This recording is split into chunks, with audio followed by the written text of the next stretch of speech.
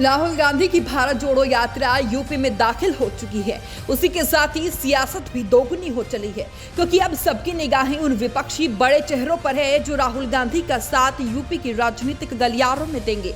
लेकिन हाल फिलहाल में कोई भी चेहरा खुलकर सामने नहीं आ रहा है, सिर्फ ट्विटर पर ही थैंक यू का दौर जारी है। वहीं आरएलडी, बसपा, सपा ने यात्रा में शामिल होने से भले ही इनकार कर दिया हो, लेकिन अंदर खाने से अब पार्टियों में नरमी भी देखने को मिल रही है, क्योंकि मुखिया जयंत चौधरी ने सोमवार को एक ट्वीट किया, जिसके बाद राजनीतिक गलियारों में चर्चाएं और भी ज्यादा तेज हो गई।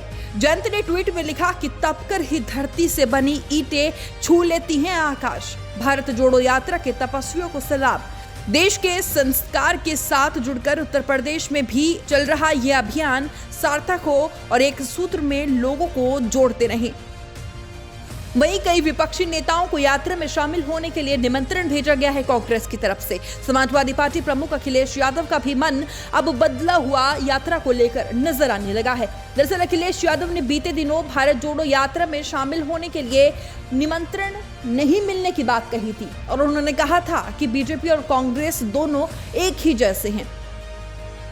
इसके बाद राहुल गांधी और अखिलेश यादव के बीच जमकर जुबानी तीर भी चले। अखिलेश यादव के द्वारा फिर उसके बाद राहुल गांधी को एक थैंक यू की चिट्ठी भी लिखी गई। अखिलेश यादव ने इस चिट्ठी में भारत जोड़ो यात्रा के लिए शुभकामनाएं भेजी हैं। वहीं उन्होंने यात्रा में बुलाने के लिए धन्यवाद भी कहा। उन्होंने चिट्ठी में लिखा, प्रिय राहुल जी, भारत जोड़ो यात्रा में आमंत्रण के लिए धन्यवाद एवं भारत जोड़ो की मुहिम की सफलता के लिए हार्दिक शुभकामनाएं। भारत भौगोलिक विस्तार से अधिक एक भाव है जिसमें प्रेम, अहिंसा, करुणा, सहयोग और सौहार्द ही वो सकारात्मक तत्व है जो भारत को जोड़ते हैं। आशा है ये यात्रा हमारे देश की इसी समावेशी संस्कृति के संरक्षण के उद्देश्य से अपने लक्ष्य को प्राप्त करेगी। इसी के साथ ही मायावती ने भी निशाना साधने की बजाय राहुल गांधी का धन्यवाद अदा किया और कहा कि भारत जोड़ो यात्रा के लिए शुभकामनाएं तथा श्री राहुल गांधी द्वारा इस यात्रा में शामिल होने की लिखी गई चिट्ठी के लिए उनका धन्यवाद।